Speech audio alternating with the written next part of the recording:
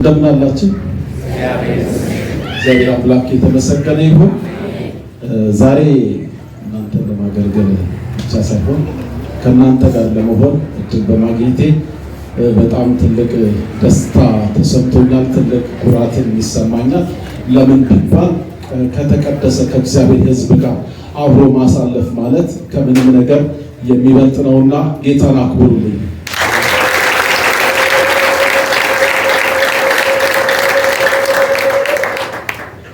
እንግዲህ ብዙ ወደ ዝርዝር ነገሮች እንዳልገባ ጊዜ ስለሚገድብ ጊዜን መጠቀም ስላለብኝ እንግዲህ እግዚአብሔር አብዛዙ አምጥቶ እንዴት አድርጎ እናንተ ጋር እንደጣለኝ አላውቅም። እዚህ ጋር በመውደቄ ደስ ብሎኛል።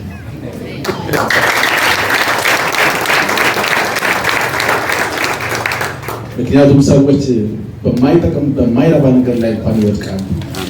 ስለዚህ ይሄ ደግሞ የከበረ አገልግሎት ነው፣ የከበረ ሕዝብ ነው፣ የከበረ ቤት ነው። ከዚህ ቤተሰብ ጋር አብሮ ቤተሰብ ለመሆን እድል አግኝቻለሁ። በጣም እድለኛ ነኝ። እኔ ብቻ አይደለሁም ባለቤቴም ጭምር ማለት ነው። በጣም ደስተኛ ነኝ። በጣም ደስ ይላል። እግዚአብሔር አምላክ የተመሰገነ ይሁን። ከዚህ በመቀጠል ወደ መማማረው ክፍል ነው የሚሄደው። ዛሬ እግዚአብሔር ፈቃዱ ሆኖ ከእናንተ ጋር አብሬ እንዲከፋፈል ወይም እንድንማማር እግዚአብሔር የሰጠኝ የመጽሐፍ ክፍል ሐዋርያው ጳውሎስ ከጻፋቸው ከእስር ቤት ደብዳቤዎች መካከል አንዱ የሆነው ነው የምናየው። ከነኚህ ደብዳቤዎች 4 ደብዳቤዎችን እስር ቤት ውስጥ ሆኖ እንደጻፈ የመጽሐፍ ቅዱስ አዋቂዎችን መጽሐፉም ይናገራል። እኔም አምናለሁ። ስለዚህ የትኛውን ይሁን ብትሉኝ የኤፌሶንን መጽሐፍ ነው። የኤፌሶንን መጽሐፍ በምንመለከትበት ጊዜ በኤፌሶን ላይ የነበረው አገልግሎት የጀመረው አሁን ኤፌሶን ላይ በተጻፈው ቃል ቢሆንም መሰረቱ የሐዋርያት ሥራ ነው። የሐዋርያት ሥራን ስንመለከት ሐዋርያት ሥራ 18 ላይ ይጀምራል። የጳውሎስ አገልግሎት የጀመረበት ሳይሆን የኤፌሶን አገልግሎት የጀመረበት ሁለተኛ የሚሽነሪ አገልግሎት ወይም የወንጌል አገልግሎት ማድረግ በቀጠለበት በዚያ ጉዞ ያደረገው አገልግሎት ነው። በዚያም በመጀመሪያ ዙር አገልግሎት ምን ያህል ጊዜ በዚያ ስፍራ ቆየ ለሚለው የመጽሐፍ ቅዱሳዊ ማስረጃዎች ይኖራሉ። ግን ከሁሉ በማስቀደም መጽሐፉን አነባለሁ። መልእክቱ ቁጥር 3 እስከ 14 ባለው ክፍል ነው የሚጠቃለለው። ክፍሉን አነባለሁ በጌታ በኢየሱስ ክርስቶስ ስም። በእግዚአብሔር ፈቃድ የኢየሱስ ክርስቶስ ሐዋርያ የሆነ ጳውሎስ በኤፌሶን ላሉት ቅዱሳን በክርስቶስ ኢየሱስም ላሉት ምዕመናን ከእግዚአብሔር ከአባታችን ከጌታም ከኢየሱስ ክርስቶስ ጸጋና ሰላም ለእናንተ ይሁን እያለ ሰላምታውን ያቀርባል። ከዚያ በመቀጠል ወደ ዋናው የመልእክት ሐሳብ ያለበት ክፍል ደግሞ በክርስቶስ በሰማያዊ ስፍራ በመንፈሳዊ በረከት ሁሉ የባረከ የጌታችን የኢየሱስ ክርስቶስ አምላክና አባት ይባረክ። ዓለም ሳይፈጠር በፊቱ ቅዱሳንና ነውር የሌለ በፍቅር እንሆን ዘንድ በክርስቶስ መረጠ። በበጎ ፈቃዱ እንደወደደ በኢየሱስ ክርስቶስ ሥራ ለእርሱ ልጆች ልንሆን አስቀድሞ ወሰነ። በውድ ልጁ እንዲያው የሰጠን የጠጋው ክብር ይመሰገን ዘንድ ይህንን አደረገ። በውድ ልጁ እንደ ጠጋው ባለጠግነት መጠን በደሙ የተደረገ ቤዛነታችንን አገኘን። እርሱም የበደላችን ስርየት ነው። ጸጋውንም በጥበብና በአእምሮ ሁሉ አበዛለን። በክርስቶስ ለማድረግ እንደወደደ እንደ ሐሳቡ የፈቃዱን ምስጢር አስታውቆልናልና በዘመን ፍጻሜ ይደረግ ዘንድ ያለውን ሐሳቡን በሰማይና በምድር ያለውን ሁሉ በክርስቶስ ለመጠቅለል ነው። እንደ ፈቃዱ ምክር ሁሉን የሚሰራ እንደ እርሱ ሐሳብ አስቀድመን የተወሰንን በክርስቶስ ደግሞ ርስትን ተቀበል። ይኸውም በክርስቶስ አስቀድመን ተስፋ ያደረግን እኛ ለክብሩ ምስጋና እንሆን ዘንድ ነው። እናንተ ደግሞ የእውነት ቃል ይኸው የመዳናችሁን ወንጌል ሰምታችሁ ደግሞ በክርስቶስ አምናችሁ በተስፋ መንፈስ በመንፈስ ቅዱስ ታትማችሁ በእርሱም የርስታችን መያዣ ታትማችሁ እርሱም የርስታችን መያዣ ነው ለእግዚአብሔር ያለውን ሁሉ እስኪዋጅ ድረስ ይህም ለክብሩ ምስጋና ይሆናል። አሜን። ጌታ ለዘላለም የተባረከ ይሁን። እንጸልይ። አጭር ጸሎት ወንድሞቼ አስቀድመው በጸለዩት ያው የሚስማማ ሆኖ እንደገና ደግሞ ለአጭር ደቂቃ መጸለይ እፈልጋለሁ። እግዚአብሔር በዚህ ቃል እንደገና እንዲቀሰቅሰን፣ እግዚአብሔር በዚህ ቃል እንደገና እንዲናገረን መጸለይ አጭር ጊዜ እፈልጋለሁ። ልዑል አምላካችን እግዚአብሔር ሆይ በጌታ በኢየሱስ ክርስቶስ ስም ክብርን አንተ ውሰድ። እኔንና ወገኔን እንደገና ይህንን ሕያው የሆነውን ቃልህን እንድንሰማ፣ እንድንማማር፣ እንድናስታውስ ወደኋላ መለስ ብለን ሕይወታችንን እንድንመለከት ፈልገህ ይህን ጊዜ፣ ይህን ሰዓት፣ ይህን ሁኔታ ስላመቻቸህ፣ ይህን ጉባኤ ስላዘጋጀህ በዚህ ስላሉ ወገኖቼ ደግሞ ስለ ራሴም ስለ ቤተሰቤም አመሰግንሃለሁ። እግዚአብሔር ሆይ በዚህ ስፍራ ደግሞ ያለመከልከል እንደ ፈቃድህ አንተ ተናገረን። ከሰማይ መንፈስ በኃይል በዚህ ጉባኤ ይንቀሳቀስ። እጅ በኃይል በዚህ ጉባኤ ይንቀሳቀስ። ቃልህ ያለመከልከል በዚህ ጉባኤ ይንቀሳቀስ። በስልጣን ይስራ። ቃልህ ኃይል አለውና ይስራ። ቃልህ ስልጣን አለውና ይስራ። በዚህ ቃል መፈወስ ያለበት ይፈወስ። በዚህ ቃል መንገድ የሳተ ይመለስ። በዚህ ቃል ተስፋ የቆረጠ ተስፋው ይታደስ። በዚህ ቃል እግዚአብሔር አምላክ ሆይ የተበላሹ ነገሮች ቢኖሩ ይስተካከሉ። ይህን ሁሉ ታደርጋለህ። ስሜ ብሩክ ይሁን። ጊዜውን ተረከብ፣ እኛንም እንደ ፈቃድ ተረከብ። ስለ ሁሉ አመሰግናለሁ በኢየሱስ ክርስቶስ። ጌታ ለዘላለም የተባረከ ይሁን። የኤፌሶን መልእክት እንደው ዝም ብለን ቀደም ላነሳሳ እንደሞከርኩኝ የጀመረውን አጀማመር ለነካካ ሞክሬያለሁ። ግን ከዚያ በፊት የመልእክቱ ጸሐፊ ጳውሎስ እንደሆነ ቀደም ጠቅሻለሁ። መልእክቱም የተጻፈበት ቦታ እስር ቤት ውስጥ እንደሆነ ጠቅሻለሁ። የተጻፈበትን ዘመን መች ነው የተጻፈው ለሚለው ደግሞ ሐዋርያት በየአቅጣጫው ለወንጌል በተበተኑበት በዚያ ዘመን 60ዎቹ ገደማ አካባቢ እንደሆነ ይታመናል። የጳውሎስ አገልግሎት ደግሞ በኤፌሶን በሁለተኛ ዙር እንደሆነ ቅድም መግቢያ ላይ አውርቼላችኋለሁ።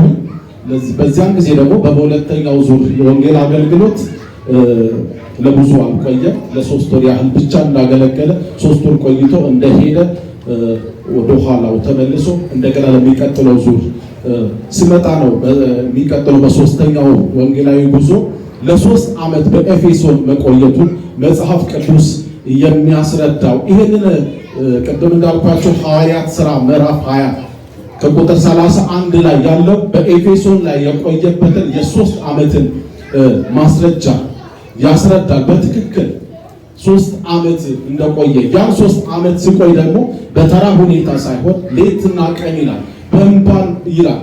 በእንባ ስለ ሕዝቡ እየጸለየ ስለ ሕዝቡ እየተጋ እንደገናም እየመሰከረ የሚመሰከርላቸው ደግሞ አይሁድ አሉ፣ ግሪኮች አሉ። ለአይሁድም ለግሪክም ለእነኚህ እየሰበከ እንደቆየ ይናገራል። እና በእነዚህ ጊዜያት የተለያዩ ነገሮችን አድርጓል። የተለያዩ አገልግሎቶችን አገልግሏል።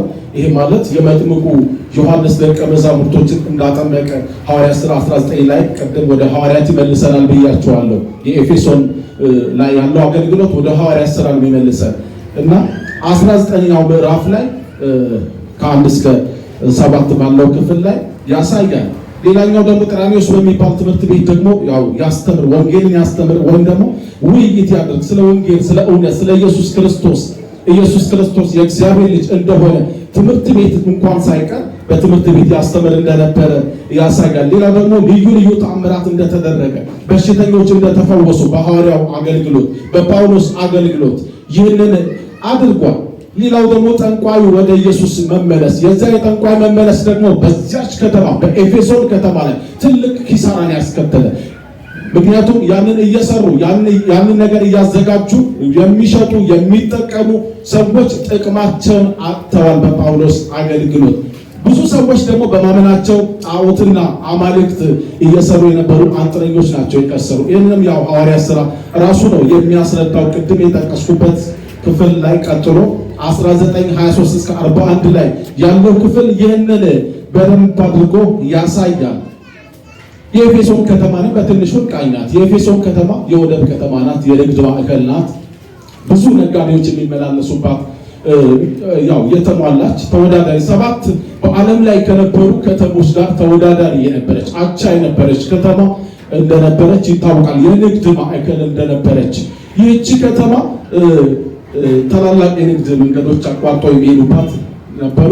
እንደገና ደግሞ ያቺ ከተማ የምትታወቅበት ትልቅ ጣዖቶች የነበሩባት ያም የግሪኩ አርጤምስና የሮማውያን ደግሞ ዲያና የሚሏት የጣዖት ቤተ መቅደስ በዚያ ይገኝ እንደነበረ፣ በዚህ ደግሞ በዚህ ቤተ መቅደስ ይኩራሩ እንደነበረ፣ በዚያ የነበሩ ሰዎች በዚያች በጣም ታዋቂ የነበሩ ናቸው። እነዚህ ሁለቱ በእነዚህ ምክንያት ይኩራሩ እንደነበረ ጽፏል ጳውሎስ። ይህንንም ጳውሎስ ደግሞ በዚያች ከተማ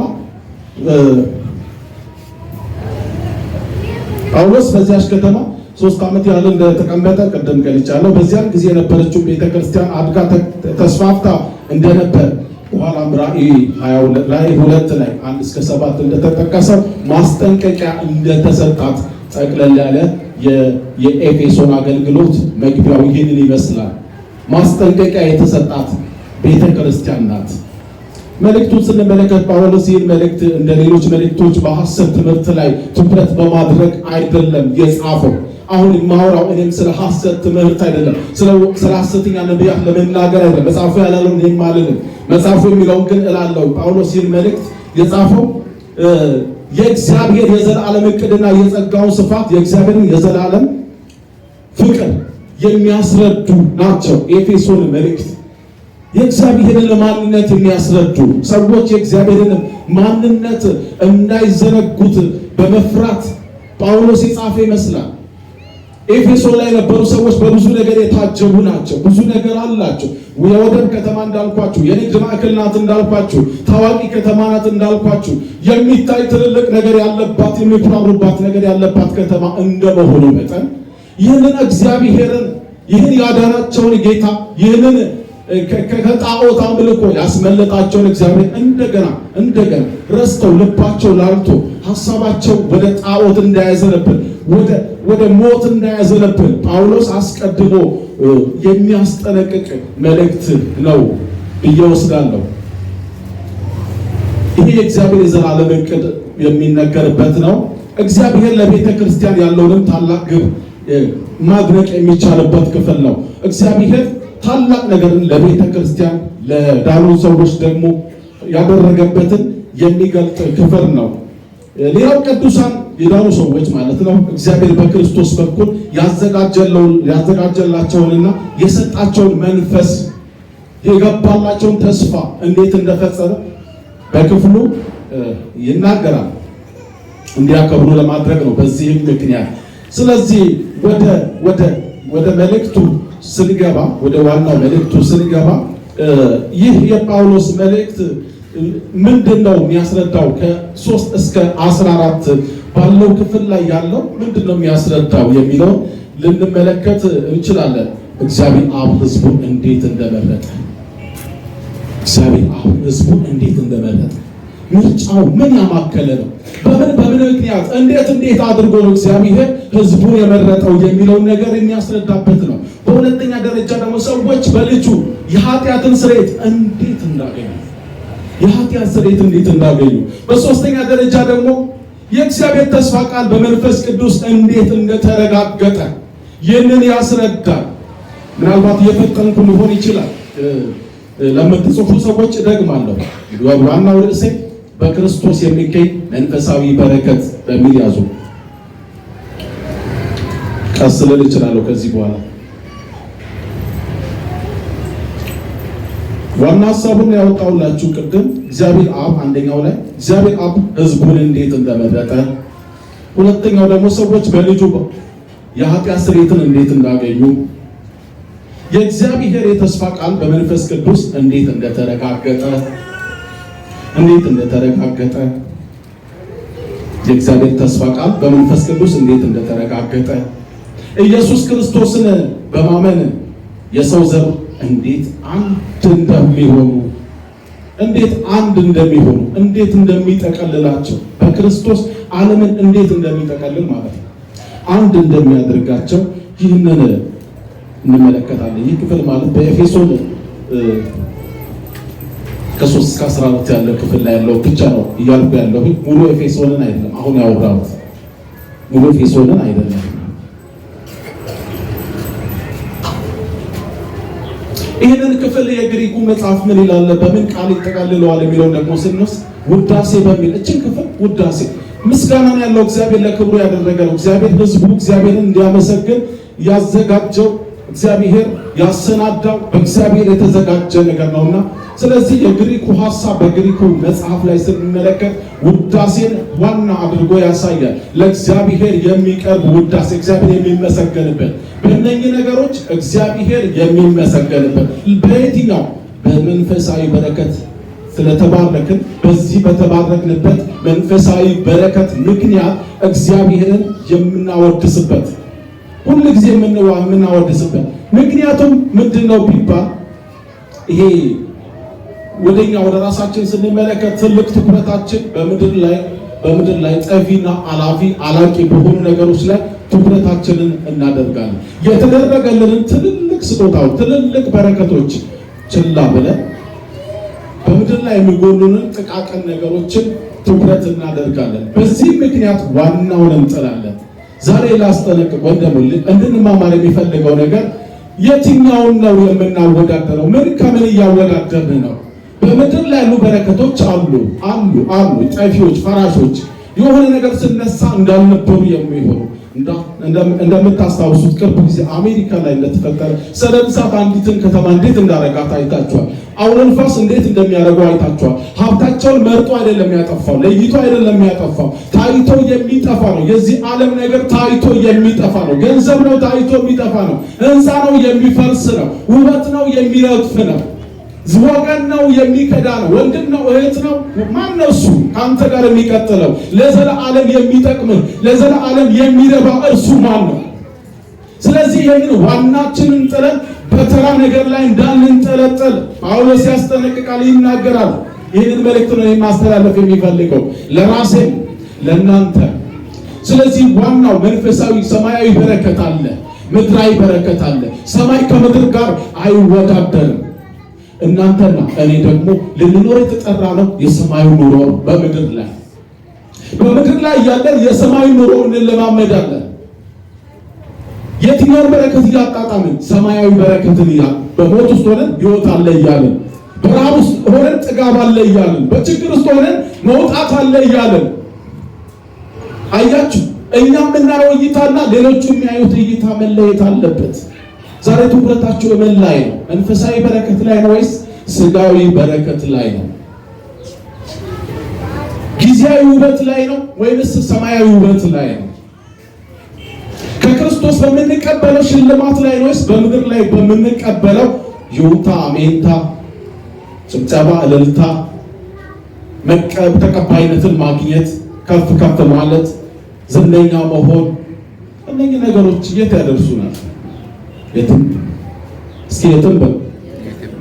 ዛሬ አንዳንድ ነገሮችን አብረን እንላለን። እስኪ የትም አያደርሱም በል። መንገድ ላይ መጦር ናቸው። እኛ እኮ ወደ ፈጠረን አምላክ እንሄዳለን። ስንሄድ ይዘን የምንሄደው ምንም ነገር የለም። ምንም ይዘን አልመጣንም። ግን ምንም ይዘን ላልመጣን ሰዎች በምድር ላይ 100 እጥፍ ብሎናል እኮ፣ በሰማይ የዘላለም ሕይወት ብሎናል እኮ። ምድር ላይ እኮ አልተከለከልንም። የምድሩን እኮ ተፈቅዶልናል። ግን መቅደም የለበትም። ጋሪ ፈረሱን ቀድሞ አይታችሁ ታውቃላችሁ? ጋሪ ነው ፈረስ ነው የሚቀድመው? አዎ ፈረስ ነው። ጋሪ እኮ ተከታይ ነው። እኛ እኮ ዋናው ተከታዩ ነው። በተከታዩ እስቲ ፈረስ የሌለው ጋሪ ላይ የሚሳፈር ሰው አለ? አረ ውረድ። ተሳፍረ ከሆነ ውረድ፣ ተሳፍረሽ ከሆነ ውረድ። ዋናው ትተሽ ሌላው ላይ የተንጠለጠለ ሰው ካለ የተቀመጠ ሰው ካለ አረ ይውረድ። ምድራዊ ነገር ላይ፣ ምድራዊ ሐሳብ ላይ፣ ምድራዊ ምቾት ላይ ወይም ማጣት ማግኘት ላይ ትኩረት ያደረገ የተጨነቀ ስላገኘ ብቻ አይደለም አጥቶም የተጨነቀ በማጣቱ ምክንያት የሚያጉረመርም ካለ በማግኘቱ ምክንያት የሚኩራራ ካለ ኧረ ወራጅ ይውረድ፣ ወራጅ በልና ይውረድ። አሜን። ይውረድ ትፈቅዳላችሁ? ኧረ ይውረድ። እሷ አዛለቅምና ይውረድ። ስለዚህ ፈረሱ ይቀድማል። ምሳሌው ነው የተጠቀምኩኝ። ሰማዩን ፈረስ እያልኩ አይደለም፣ ምሳሌው ነው። ስለዚህ ማስቀደም ያለብን ሰማያዊ ነገር ነውና እነኚህ ሰማያዊ በረከቶች ደግሞ የሚገርመው ጳውሎስ ከየት እንዳገኘነው እንኳን ይናገራል። በመጀመሪያ ከአብ ያገኘነው በረከት ይላል። ከአብ ያገኘነው በረከት ያችሁ እዚህ ጋር የአብን የወልድን የመንፈስ ቅዱስን አንድነት እንኳን ሳይቀር አስቀምጦታል። በዚህ ክፍል ውስጥ አብ አለ፣ እዚህ ውስጥ ወልድ አለ፣ እዚህ ውስጥ መንፈስ ቅዱስ አለ። በረከቱን ብቻ አይደለም እያሳየ ነው። በረከቱ ከአብ ከወልድ ከመንፈስ ቅዱስ ጋር ነው። ሁለተኛ በልጁ በኩል ይላል። በልጁ በኩል የመጣውን በረከት ያሳየናል። ሶስተኛ በመንፈስ ቅዱስ አማካኝነት የተሰጠውን በረከት ይናገራል። በመንፈስ ቅዱስ አማካኝነት የተሰጠውን በረከት ይናገራል። በረከቶቹን ታዲያ ቶሎ ለምን አትነግረንም አትሉ? በረከቶቹን ይነግራቸዋል። አሁን ወደ በረከቶቹ ላደርሳችሁ። ትባረካለህ ሲባል ምናልባት ስትሰሙ እናንተ መኪና ትገዛላችሁ ማለት እንደሆነ አስባችሁ ከሆነ ከሱ አሁን አይሆንም። እሱ ቀጥሎ ሊሆን ይችላል። የሚቀድመውን አስቀድማለሁ። ይሄ መግቢያ ላይ የተቀመጠ አለ ከ3 እስከ 4 ከ3 እስከ 4 ባለው ክፍል ላይ እንደዚህ ነው የሚለው በክርስቶስ በሰማያዊ ስፍራ በመንፈሳዊ በረከት ሁሉ የባረከ የጌታችን የኢየሱስ ክርስቶስ አምላክና አባት ይባረክ ይልና ዓለም ሳይፈጠር በፊቱ ቅዱሳንና ነውር የሌለን ይላል። ነውር አልባነትን ማለት ነው። እኛ ነውር አልነበረብንም ወይ? ራሳችንን ልንጠይቅ ይገባናል። ነውር ያለበትን ጉለት ያለበትን ነውር አልባ ማድረግ ማለት ቀላል ነገር አይደለም። ያልበቃውን ብቁ ማድረግ ቀላል አይደለም። ይሄ በፈጣሪ ችሎታ የሚደረግ በፈጣሪ ፍቅር የሚደረግ በፈጣሪ አሰራር የሚደረግ እንጂ በሰውኛ አልተቻለም። በብሉይ ኪዳን ዘመን ሰዎች ነውር አልባ ለመሆን ንጹህ ለመሆን ቅዱሳን ለመሆን ብዙ ነገር ራሳቸውን ለመቀደስ ሞክረዋል፣ ግን አልተሳካላቸውም። እንከን አለባቸው፣ ነውር አለባቸው፣ አልቻሉትም። ቅድስና ለእግዚአብሔር የሚለው ቃል የተጻፈው በብሉይ ኪዳን ሆኖም ግን አልቻሉትም፣ አላደረጉትም። ያንን ሊሆኑ አልቻሉም፣ መቀደስ አልቻሉም፣ ለእግዚአብሔር መለየት አልቻሉም። ተለዩ ስላቸው መለየት አልቻሉም። እንደማይቻል አየ ጌታ። አሜን። ሰዎች እንደማይችሉት አየና ራሱ አደረገ። በማን በኩል አደረገ የሚለው ደግሞ ስንመለከት እግዚአብሔር ነውር አልባ ሲያደርግ ዓለም ሳይፈጠር በክርስቶስ በመምረጡ ነው። ዓለም ሳይፈጠር አንተ ሳትፈጠር አይደለም፣ እኔ ሳልፈጠር አይደለም፣ አንቺ ሳትፈጠሪ አይደለም። ዓለም ሳይፈጠር ነው የሚለው ክፍሉ። ዓለም ሳይፈጠር በክርስቶስ መረጠ ይላል። ጌታ ለዘላለም ይባረክ። በክርስቶስ ተመርጠሃል። እባክህ ምርጫ አይቅለልብህ፣ ምርጫሽ አይቅለልብሽ፣ ምርጫ አይቅለልብኝ። በክርስቶስ ተመርጠሃል። ይሄ በክርስቶስ መመረጥ ነውር አልባ ሆነ መገኘት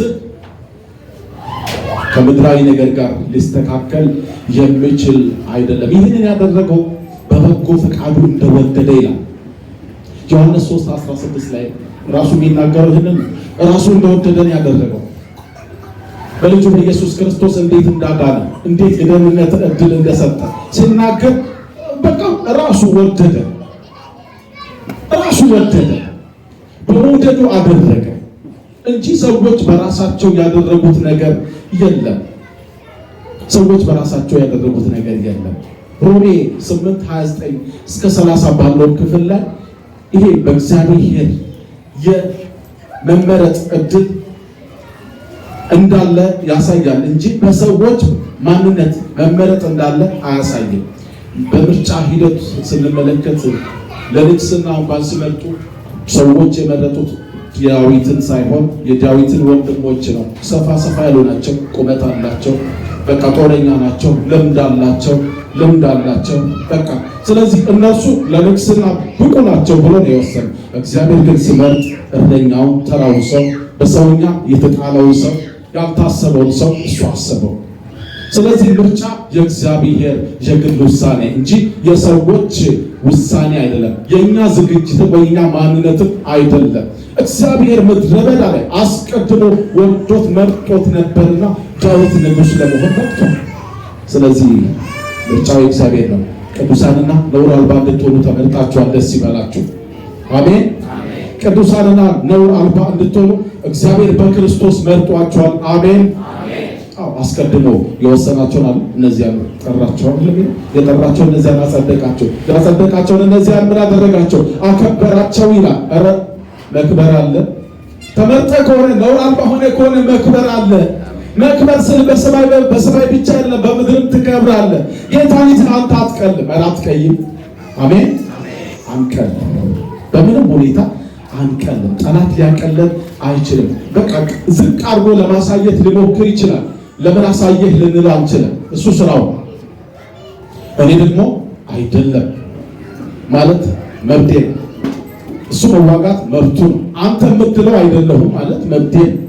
ጌታ ለዘላለም የተባረከ ይሁን። ሌላኛው ከዛ በመቀጠል እንደዚህ ይላል። ዓለም ሳይፈጠር በፊቱ ቅዱሳን ነውር የሌለን ከሚለው በታች ቁጥር 5 ላይ በበጎ ፈቃዱ እንደወደደ በኢየሱስ ክርስቶስ ሥራ ለእርሱ ልጆች ልንሆን አስቀድሞ ወሰነ። አቤት! እንዴት አይነት ውሳኔዎች ናቸው የተወሰኑ ያሉት! ልጆች ለመሆን ወሰነ። ልጅ ለመሆን የተወሰነበት መንገድ ደግሞ ቤት ነው ብትሉ አሁንም በኢየሱስ ክርስቶስ ነው። በልጁ በኢየሱስ ክርስቶስ በኩል በማመን ሰዎች የእግዚአብሔር ልጆች የሆኑ ዘንድ እግዚአብሔር መረጣቸው። ዮሐንስም ይህንን ነው ያረጋገጠው። ሲናገር እንደዚህ ነው። 1:14 ማለትም 1:12 ላይ ለተቀበሉት ግን በስሙ ለሚያምኑ ለእነርሱ የእግዚአብሔር ልጆች የሆኑ ዘንድ ስልጣንን ሰጣቸው። እነርሱ ከእግዚአብሔር ተወለዱ እንጂ ከስጋና ከደም ወይም ከወንድ ፈቃድ አይደለም። የሰው ፈቃድ የለበትም። ይሄ ሰማያዊ ውልደት ላይ ልጅነት ላይ ሰማያዊ ምርጫ እንጂ ምድራዊ ምርጫ የለበትም። አሜን። ልጅ ነሽ። ለልጅነት ተመርጠሻል። ልጅ ታዲያ ያው የሰማይና የምድር ገዢ የሆነ የእግዚአብሔር ልጅ መሆን የልጅነትን ስልጣን ማግኘት እስኪ አስቡ። ትልቁን ይዘን ለትንሹ የምናጉረመርም ስንት ሰዎች በዚህ ጉባኤ መካከል እንኖር ይሆን? የንጉሱ ልጅ ሆነ የንጉስ ልጅ ይራባል እንዴ? መራብ እኮ ምግብ አታጣላችሁ አታጡም አይደለም። በሐሳብ መራብ ጭምር አለ እያለው የሌለው ምክንያቱም እስኪሰጠው ጠብቆ መቀበል ነው ያለበት። ምክንያቱም ለራሱ የሚመደብበት ሰዓት አለ። አንድን ነገር አንድ ሰው ስለጠየቀ ብቻ በጠየቀበት ሰዓት ወላጅ ለልጅ አይሰጥም። እግዚአብሔርም እንደዚያው የሚሰጥበት ጊዜ አለ። በወሰነው ስፍራ ነው የሚለው። የእግዚአብሔር ጉብኝት እግዚአብሔር በወሰነ ሰዓት ነው። የእግዚአብሔር ጉብኝት እግዚአብሔር በወሰነ ጊዜ ነው። እግዚአብሔር በወሰነ ሁኔታ ነው እንጂ እኛ በፈለግንበት እኛ ባስቀመጥነው የሰዓት ቀመር አይደለም። እግዚአብሔር በወሰነው ስፍራ ይጎበኛቸዋል። አሜን። ስለዚህ የእርሱ ልጆች ሆናችሁ በምድር ላይ ለተራ ሰዎች ራሳችሁ የቆጠራችሁ ካላችሁ አሁን ከዚያ መንገድ ልትመለሱ እግዚአብሔር ይፈልጋል። እግዚአብሔር ይመልሰን። እውነት ዋናውን ይዛችኋል። ልጅነት ዋና ነው። አንድ ነገር ልንገራችሁ። በምድር ሲስተም ራሱ ልጅ ከሆነ ምንድን ነው? ወራሽ ነው። የአባቱ ሀብት ማን ነው? የልጅ ነው። ዶክተር ልክ ነኝ አይደል? የልጅ ነው። ግን ወራሽ ለመሆን ሌላው ዝም ብሎ መጥቶ ልጅ ነኝ ብል ልጅነቱ ገና ይረጋገጣል። ብዙ መንገድ ይረጋገጣል። እንዴት ይረጋገጣል ቢባል በሳይንሳዊ መንገድ ይረጋገጣል። በምድር ላይ እግዚአብሔር ግን በክርስቶስ ያረጋግጣል። አሜን። በልጁ ያረጋግጣል። ልጁን ተቀብሏል ወይ? ኢየሱስን ተቀብሏል ወይ? ከእርሱ ጋር ነው ወይ? ተስማምቷል ወይ? በዚህ ያረጋግጣል። በመንፈስ ቅዱስ ያረጋግጣል። ጌታ ለዘላለም የተባረከ ይሁን። ስለዚህ የልጅነት ስልጣን ካለ የወራሽነት ስልጣን ማለት ክፍሉ ላይ ማለት ሳልደርስ ነው የነካሁት ያለው የወራሽነት ስልጣን አለ። ይሄ ወራሽነት ስልጣን የሚገርማችሁ እኛ ልጅ ያልነበርን ልጅ ሆነን እንድንወርስ ወገን ያልነበርነው ወገን ወደ ሁለተኛው በማለፌ ይቅርታ ከክፍሉ ውጭ ነው የማወራው ነገር ግን ሐሳቡ ወደዛ ስለሚወስድ ነው። ልጅ ሳንሆን ነው ልጅ ያደረገን በክርስቶስ። ልጆች አልነበርን፣ ወገን አልነበርን፣ ሕዝቡ አልነበርን፣ በቃ አልነበርን። ያልነበርነው ግን ወደ መሆን አመጣ። ጌታ ለዘላለም ይባረክ። አሁን ግን ናችሁ ነው የሚለው። አሁን ግን ናቸው፣ አሁን ግን ነን። ጌታ ለዘላለም ይክበር። ሌላው ደግሞ ምንድን ያገኘነው የሚለውን ስንመለከት በዚሁ ከዛው ክፍል በመቀጠል ስንመለከት እንደዚህ ይላል ቁጥር 7 በውድ ልጁም እንደ ጸጋው ባለጠግነት መጠን በደሙ የተደረገ ቤዛነታችንን አገኘ፣ እርሱም የበደላችን ስርየት ነው ይላል። አያችሁ፣ ልጅነትን ሰጠ። ልጅነት የሰጠበት ደግሞ በስርየት ነው፣ በቤዛነት ነው፣ በልጁ ደም ነው። አያችሁ እንዴት አድርጎ ስርየትን እንደሰጠ፣ በማን በኩል ስርየትን እንደሰጠ? ልጁን በማመናችን በኩል በኢየሱስ ክርስቶስ ደም እኛ የሰራነው በደል ተሰርዮልን፣ ኃጢአታችን ተወግዶልን፣ ቅድም መነሻ ላይ እንዳየነው ነውር አልባ እንድንሆን። አያችሁ ነውር አልባ የሆንኩኝ እግዚአብሔር በክርስቶስ በኩል ባደረገው የደሙ ቤዛነት ነው። አሜን። በቃ ቤዛ አግኝታችኋል፣ ደስ ይበላችሁ። ይሄ ቤዛ እያለላችሁ ይሄ ቤዛ ይዛችሁ ስለሌላ ነገር መጨነቁ ዋናውን ይዛችኋል ብዬ ስለማስብ ነው ይሄን ነገር አጥብቄ የምናገረውና የኃጢአትን ይቅርታ ሊያስገኝ የሚችል በዚህ ምድር ላይ ምንም ነገር የለም። በምንም ሁኔታ በምንም መልኩ የኃጢአት ይቅርታ ሊገኝ አይችልም። በቀደሙ ዘመንም ተሞክሯል፣ አልተቻለም። የኮርማዎች ደም አልተቻለም። ዋኖሶች እርግቦች አልተቻለም። ምንም ይደረግ ምን አልተቻለም፣ አልሆነም። ግን በማን በኩል ሆነ? በክርስቶስ በኩል። ኃጢአት በአንድ ሰው ገባ፣ ስርየት ደግሞ በማን በኩል መጣ? በክርስቶስ በኩል መጣ። ስለዚህ ስርየት ተደርጎልሃል፣ የሰራው ኃጢአት ደምስሶልሃል። እግዚአብሔር ክርስቶስን ባመንክ ጊዜ ኃጢአትህን ይቅር ብሏል። ስለዚህ ይቅር የተባልክ ሰው ብዙ በደል ያው ብዙ በደል ሰዎች በደልን በሁለት መንገድ እግዚአብሔርን ሊበድሉ ይችላሉ። በደል ማለት ጥሬ ትርጉሙ የእግዚአብሔርን ሕግ መተላለፍ ነው። የእግዚአብሔርን ሕግ የምንተላለፈው በሁለት መንገድ ነው። አንደኛው አድርግ የተባልነው ባለማድረግ፣ ሁለተኛው አታድርግ የተባልነው በማድረግ። ሁለቱም መተላለፎች ናቸው። ወላጅ ልጁን ሲያዝ አድርግ የተባለው ካደረገ ትክክል ነው። አታድርግም የተባለው ካላደረገ ትክክል ነው። ግን አድርግ የተባለው ሳያደርግ ቀርቶ አድርግ ያልተባለው አድርጎ ሲገኝ ስህተት ነው። ስለዚህ ጌታ ደግሞ ያስቀመጠው ነገር ምንድነው ቢባል በልጄ በኩል እንዳሉ ነው። ሌላ መስዋዕት አቅርቡልኝ አለ፣ ሌላ ስጦታ ስጡኝ አለ። እግዚአብሔር እኛን ያስቸገረበት ነገር የለም። እኛን እግዚአብሔር እያስቸገርን ያለ ነው እንጂ እግዚአብሔር በእኛ የጫነብን ነገር የለም። ይሄን ካልከፈላችሁ ያለን ነገር የለም። እመኑና ዳኑ፣ እመኑና ተከተሉ፣ እመኑና የኃጢአትን ይቅርታ አገኙ፣ ቤዛነትን አገኙ፣ እመኑና ልጅ ሁኑ፣ እመኑና ነውር አልባ ሁኑ ነው እያለ ያለው። የሚገርመው ደግሞ በመቀጠል የተቀመጠው ሐሳብ ቁጥር 8 ጸጋውን በጥበብና በአእምሮ ሁሉ አበዛልን፣ በክርስቶስ ለማድረግ እንደወደደ እንደ ሐሳቡ የፈቃዱን ምስጢር አስታውቆናል። ፈቃዱን አስታውቆናል ይላል። ይሄ ጸጋውንም በጥበብና በማስተዋል ሁሉ አበዛልን፣ የፈቃዱንም ምስጢር አስታውቆናል የሚለው ይሄ ጸጋ ሚል ቃል አለ። ጸጋ አበዛልን በምን? በጥበብና በማስተዋል ሁሉ። በጥበብና በማስተዋል ነው። ጸጋ ያለ ጥበብ፣ ጸጋ ያለ ማስተዋል ቢሰጥ ሰዎች ጸጋ ወዴት ጸጋ በሚል ስም ብቻ ወዴት የተጓዙ እንደሆነ ግልጽ ነው። ይህ ምድር ያው ለዚህ እንደ ወረቀት ግልጽ የምትታይ ነው። ይታያል፣ የምትሰሙት ነው፣ የምታዩት ነው። ሰዎች ጸጋን ይቀበላሉ አይቀበሉ ማለት ግን የተቀበሉትን ጸጋ በጥበብ ካልሆነ በማስተዋል ካልሆነ ለጥፋት ይሆናል። ጸጋን ደግሞ በጥበብና በማስተዋል ሁሉ ከበዛላቸው ደግሞ እግዚአብሔርን ለማወቅ ሰዎች እግዚአብሔርን ባወቁ ቁጥር ደግሞ እግዚአብሔርን ይፈራሉ። ሰው በተረዳው ቁጥር በወደደው ቁጥር ይፈራል፣ አክብሮት ይሰጣል። ስለዚህ ምን አደረገ? ጸጋውን በጥበብ በማስተዋል ሁሉ አበዛልን ይላል። ይህ ደግሞ ምክንያቱ የፈቃዱን ምስጢር እንድናውቅ ነው። ምስጢር ለማቀርቡት ሰው ትናገራላችሁ እንዴ? ምስጢር የሚነገረው በዋናነት ለልጅና ለሚስት ነው። በሰውኛ ለልጅ ለሚስት ከዛ አልፎ ትንሽ ለወንድም ከተነገረ እሱም ልክ አይሆን፣ ግን በጣም ለሚቀርበው ነው ሰው ምስጢሩን የሚያካፍለው። እግዚአብሔር ግን የፈቃዱን ምስጢር እንድናውቅ ያው በጸጋውን አበዛለን፣ በጥበብ በማስተዋል ነው ጸጋውን ያበዛለን።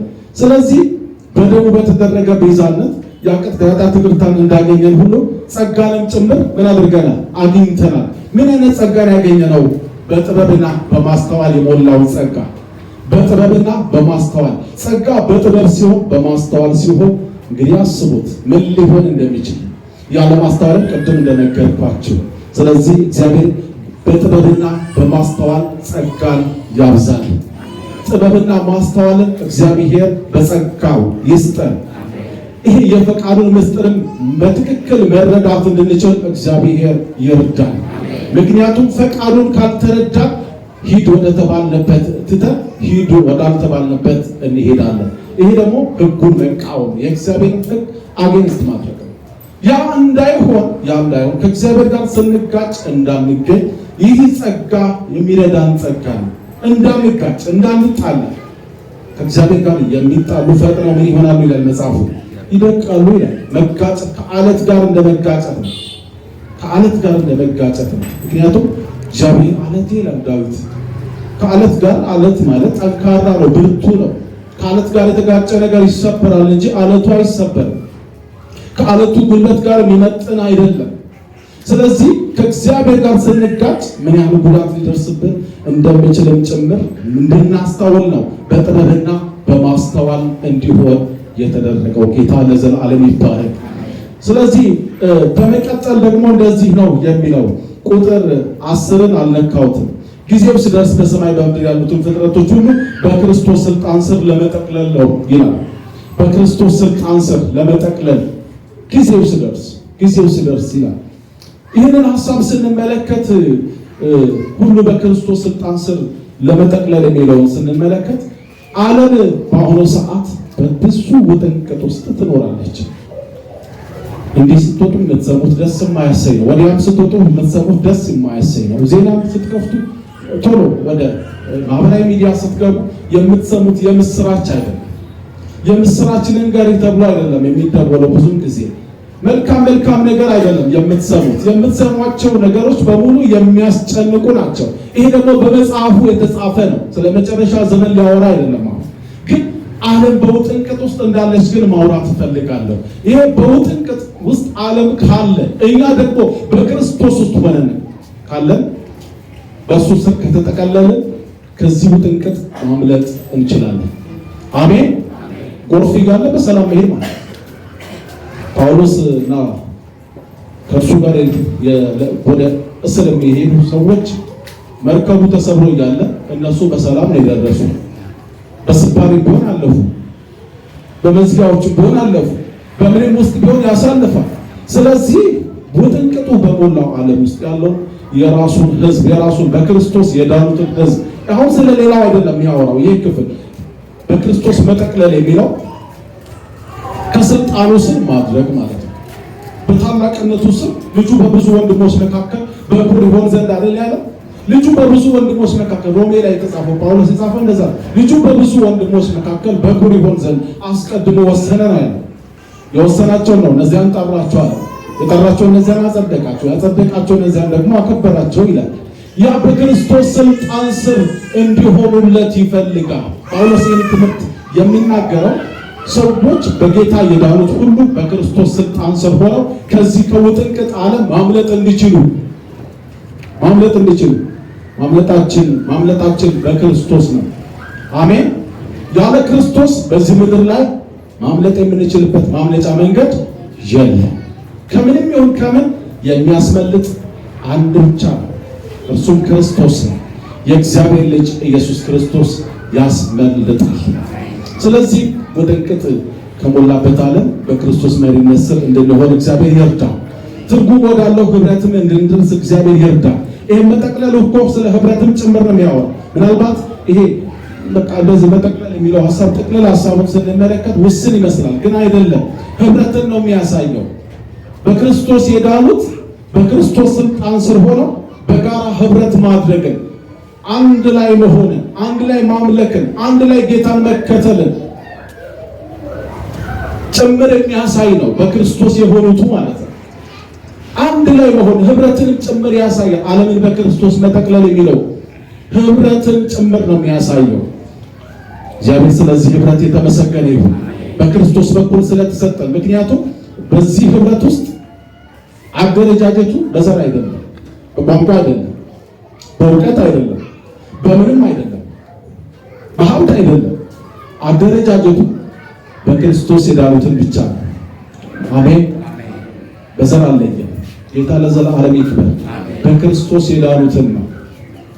በእርሱ የኃጢአት ይቅርታ የተቀበሉትን ነው አንድ ላይ ጠቅልሎ ህብረት እንዲያደርጉ ወደዚያ ህብረት እንዲደርሱ የሚፈልገው።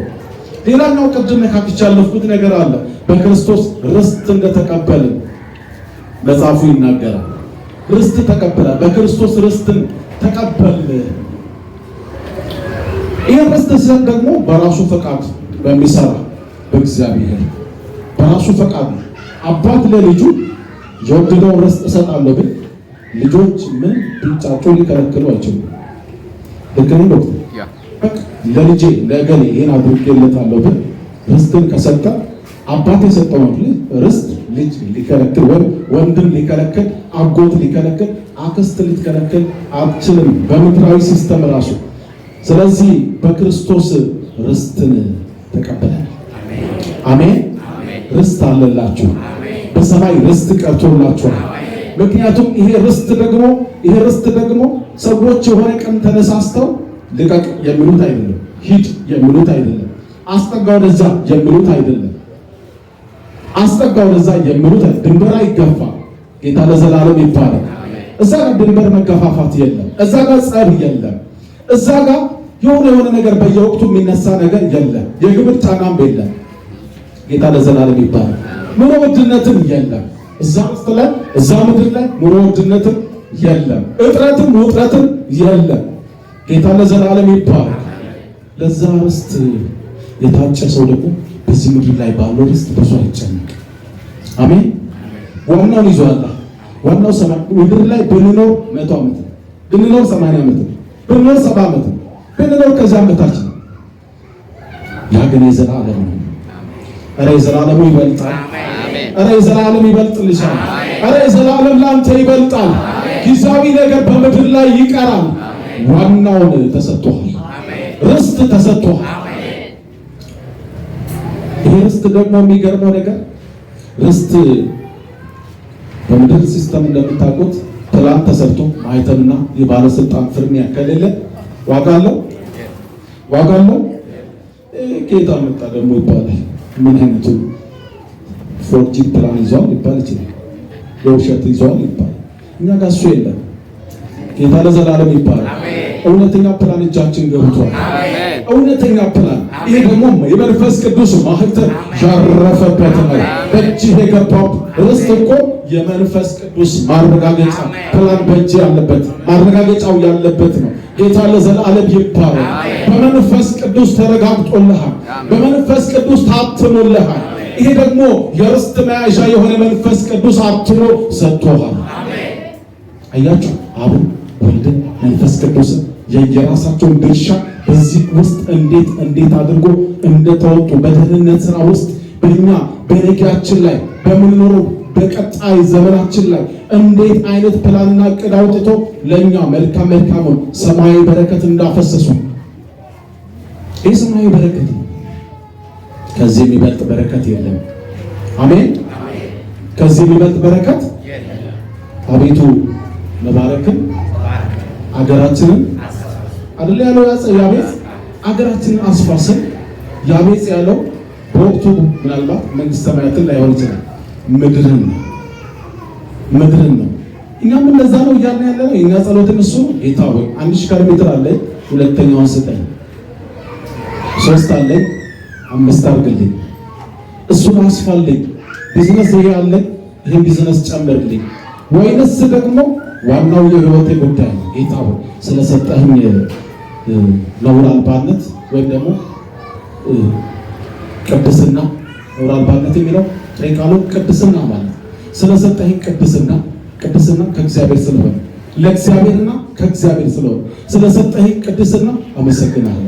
ስለሰጠኝ የኃጢአት ይቅርታ አመሰግናለሁ። ስለሰጠኝ ልጅነት አመሰግናለሁ። ስለሰጠኝ የጸጋ አመሰግናለሁ። ስለሰጠኝ ርስት አመሰግናለሁ። ስለሰጠኝ መንፈስ ቅዱስ አመሰግናለሁ እያለ ነው ወይስ እያጉረመረመን ነው? የትኛው ነው እያጉረመረመን ያለ ነው? ጥያቄውን ለእናንተ ተውላችኋለሁ። እያጉረመረመን ከሆነ ከዚያም አጉረምረን እንድንወጣ እግዚአብሔር ይፈልጋል። እግዚአብሔር ከዚያ ያውጣ። በእውነት እግዚአብሔር ከዚያ ያውጣ። እያጉረመረመን እነኚህን ነገሮች የራሳችን ማድረግ ለእኛ ከባድ ነው የሚሆነው። ኤርምያስ ምዕራፍ 2 ከቁጥር 2 ላይ ያለውን ሐሳብ እስቲ እንመለከትና ሐሳቤን እንጠቀልላለን።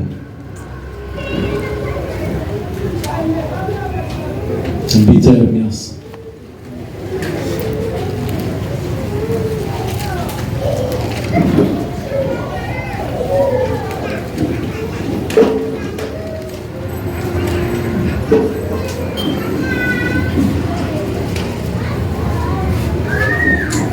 ከአንድ ጀምሬ አነባለሁ። የእግዚአብሔር ቃል ወደ እኔ እንዲህ ሲል መጣ። ሂድ በኢየሩሳሌም ጆሮ እንዲህ በል። እግዚአብሔር እንዲህ ይላል፣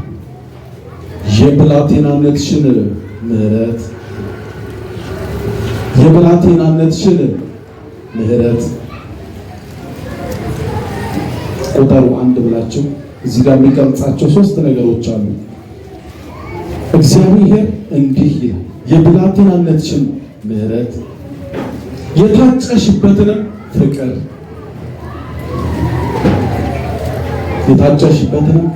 በምድረ በዳ ዘር ባልተዘራበት ምድር እንደተተከልሽ አስቤያለሁ። በምድረ በዳ ዘር ባልተዘራበት ምድር እንደተተከልሽ አስቤያለሁ።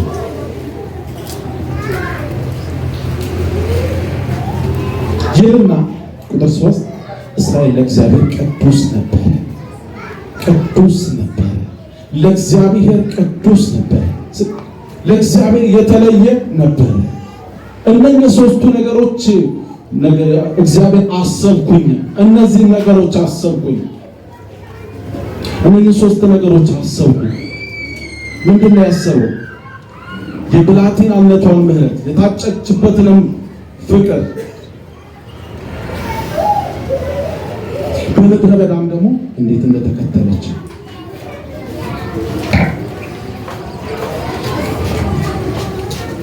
ምናልባት እግዚአብሔር ጠርቷችሁ እግዚአብሔር ብዙ ነገር ብሏችሁ እየተጓዛችሁ ባላችሁበት መንገድ ላይ የሚገጥማችሁ ብዙ ሁኔታዎች ወይ ከሰው የተነሳ ወይ ከኑሮ የተነሳ ወይ ደግሞ ከሆነ ነገር የተነሳ ወይ ከምቾት የተነሳ ወይ ከእጦት የተነሳ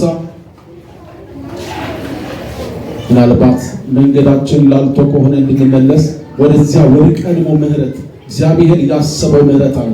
ዛሬ ይህንን ጉባኤ እግዚአብሔር በምሕረት አስቧል። አሜን። ወደዚያ ምሕረት እንድንመለስ እግዚአብሔር ፈልጓል። የልጅነትን የምሕረት ወራት ደግሞ የታጨችበትን ወራት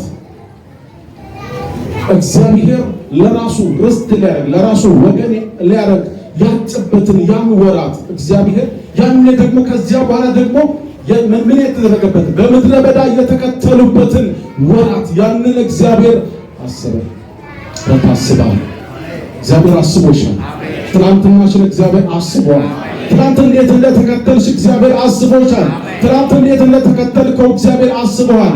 ነቀፌታዎች እያሉ ልዩ ልዩ ነገሮች እያሉ እንዴት እንደተከተልክ አስቦ ዛሬ ወደዚያ ነገር ሊመልስ እግዚአብሔር እንደገና ይናገራል። እነኚህ ነገሮች አሁን የተጠቀሱት 5 ወይም 6 ነገሮች እነዚህ እንዳይዘነጉ ከእግዚአብሔር ፍቅር እንዳንርቅ የተደረገልን እንዳንረሳ እግዚአብሔር ስለሚፈልግ አጥብቆ ይናገረናል። እግዚአብሔር ወደዚህ መልሰን ዛሬ መመለስ ይሁን።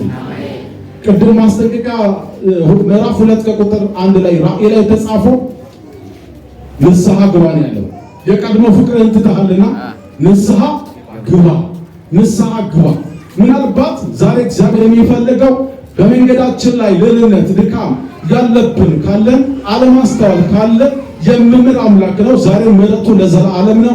እግዚአብሔር ይምራል በክርስቶስ ዛሬም ይቅርታ ያደርጋል። ምክንያቱም ደሙ ዛሬም ትኩስ ነው። አሜን። ያ ደም ዛሬም ኃጢአታችንን ልሽረው የሚችል ደም ነው። ዛሬም ሕያው ነው። ስለዚህ በዚህ ደም ለመታጠብ ይቅርታን እንደገና በእግዚአብሔር ፊት ለመቀበል ራሳችሁን ካዘጋጃችሁ ለንስሐ እግዚአብሔር እድል ሰጥቷችኋል። ከዚህ በኋላ እነኚህ ነገሮችን አስተውዬ የተደረገልኝን ነውር አልባነት፣ የተደረገልኝን ልጅነት፣ የተደረገልኝን የኃጢአት ይቅርታ፣ የተደረገልኝን ርስት፣ የተሰጠኝን መንፈስ ቅዱስ እነኚህን ነገሮች አስባለሁ እንጂ ምድራዊ ነገሮችን እያሰብኩ ራሴን ከእግዚአብሔር አልለይም፣ ራሴን ከእግዚአብሔር አላርቅም ብላችሁ ከራሳችሁ ጋር ንስሐ እየገባችሁ ቃል የምትገቡበት ጊዜ ይሆናልና ዶክተርን ወደዚህ ጋብዝና እንጸልያለን።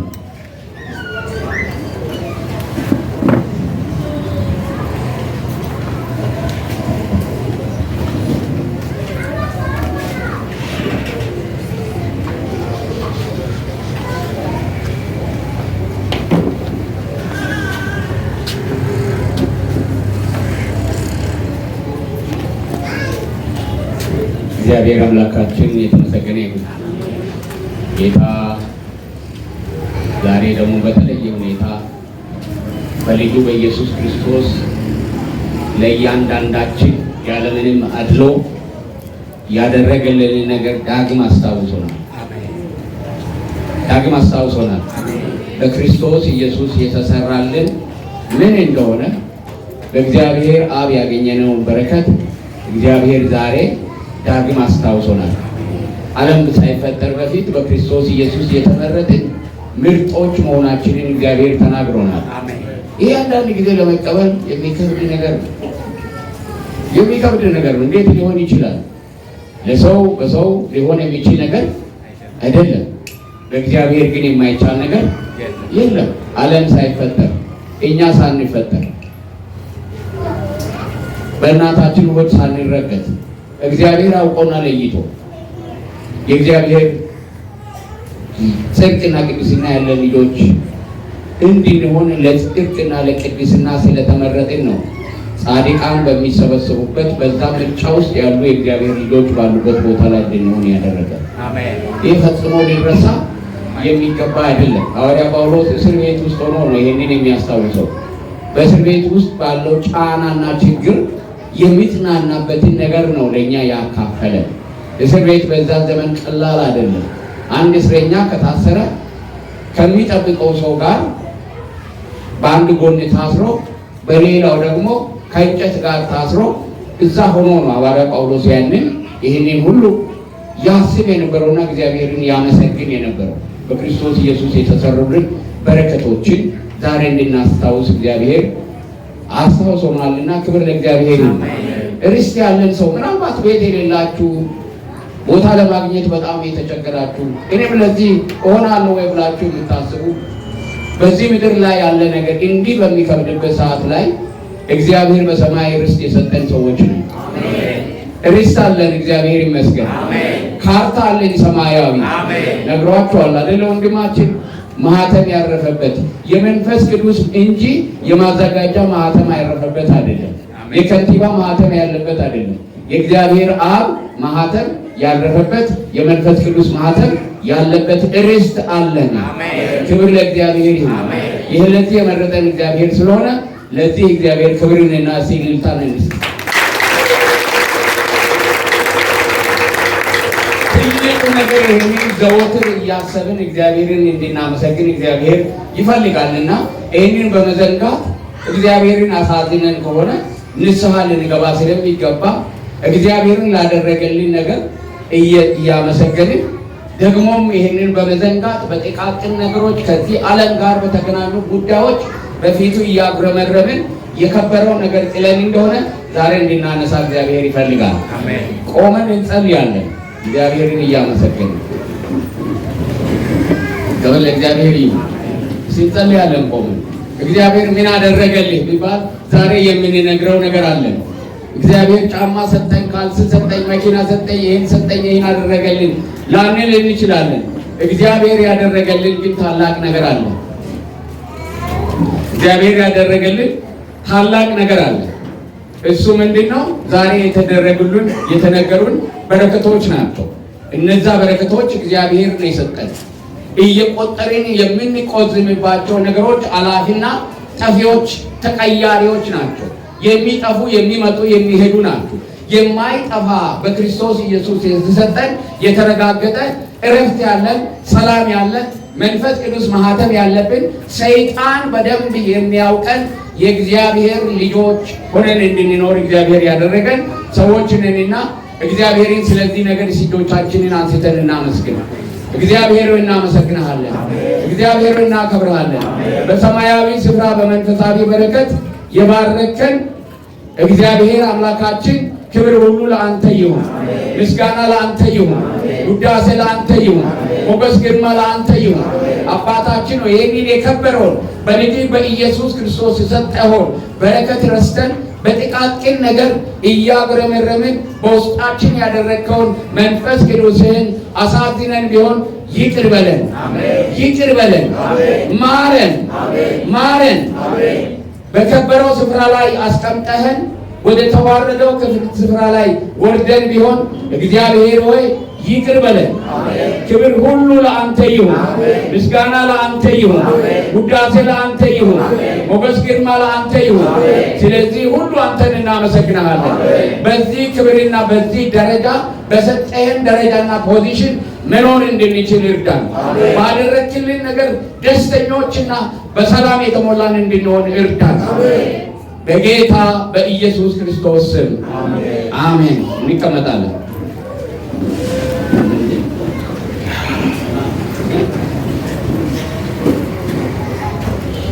ወደዚህ እንጸልይለታለን። ስኳር በሽታ አለብኝ። ጌታ እግዚአብሔር ከዛ እንዲቆሙሰኝ እፈልጋለሁ። ወደዚህ መጥቷልና እንጸልይለታለን። ልጆቻችንን ዘርግተን እንጸልያለን። በጌታ በኢየሱስ ስም እግዚአብሔር በፈቃደኝነት በአንተ ፊት በውስን ፍለጋ መጥቶ በፊት የወደቀውን ይህን ሰው አስብ። በኢየሱስ ክርስቶስም ከላዩ ላይ የስኳር ህመምን አንሳ። በኢየሱስ ስም አንሳ። በጌታ በኢየሱስ ስም አንሳ። የፈውስ እጆች በላዩ ላይ ትምጣ። የሰላም እጆች በላዩ ላይ ትምጣ።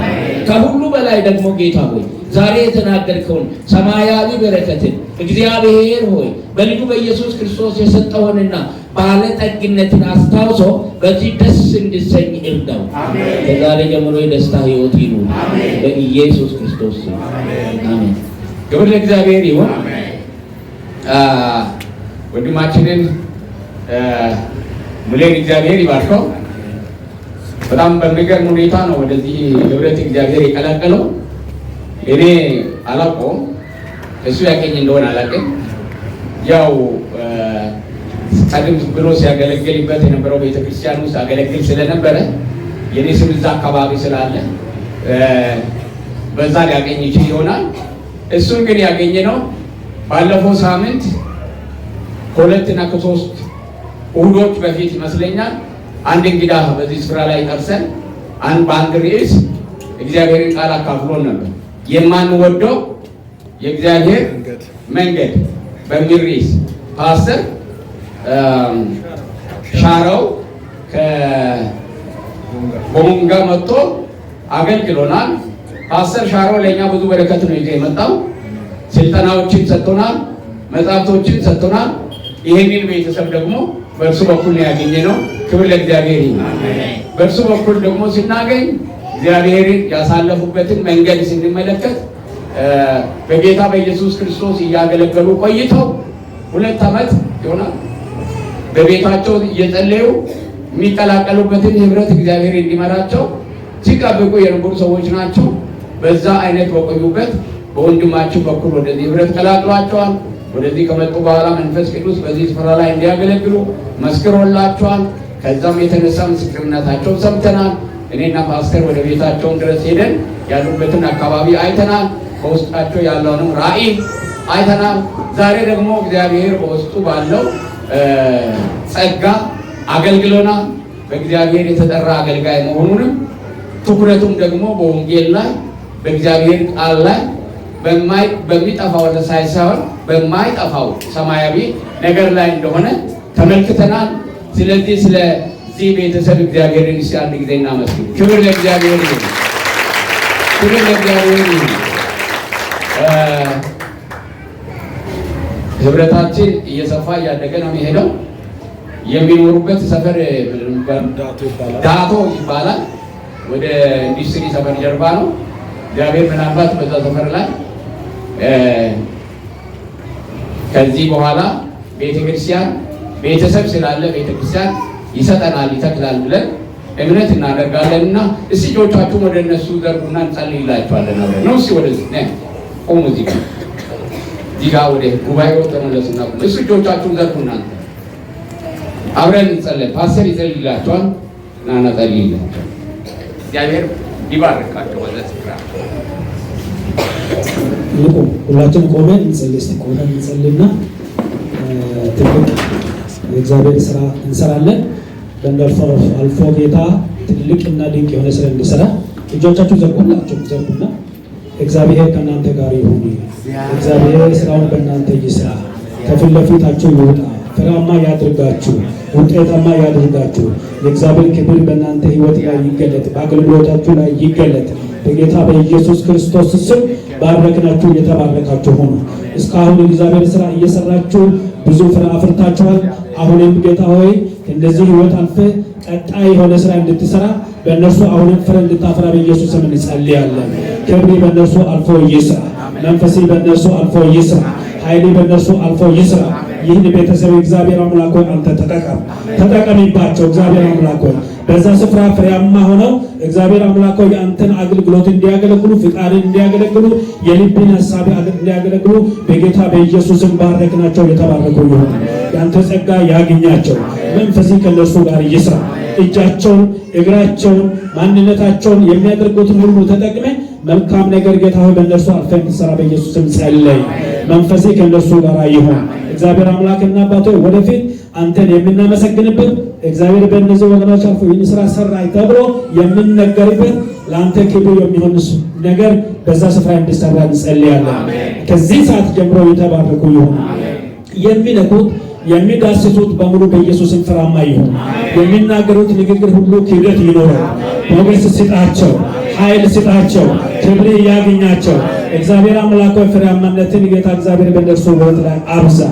አንድ ብቻ ሳይሆን ሁለት ብቻ ሳይሆን በጣም ብዙ የሆነ በረከት በዚህ ተርፎ የተረፈረፈ ለብዙዎች የሚደርስ በረከት በጌታ በኢየሱስ ክርስቶስ ወደ እነርሱ ይምጣ። ከእነርሱ አልፈ አንተ ስራ። መንፈስ ከእነርሱ ጋር ይሁን። ስለሰማህን እናመሰግናለን። ከፍ በል። ስለባረካቸው እኛንም ጌታ በእነዚህ አገልጋዮች ስለባረከን እግዚአብሔር ወደዚህ ቦታ እንዲመጡ ወደ ቤተክርስቲያናችን እንዲመጡ ስለመራሃቸው እግዚአብሔር አምላክ ሆይ ክብር ለአንተ ይሁን። ስሜ የተባረከ ይሁን። ስሜ የተባረከ ይሁን። ስሜ የተባረከ ይሁን። ጭብጨባና ለእልልታ ለጌታ ክብር እንሰጣለን። ሃሌሉያ በኢየሱስ ስም አሜን። ጌታ ይባርካችሁ። ቁጭ በሉ።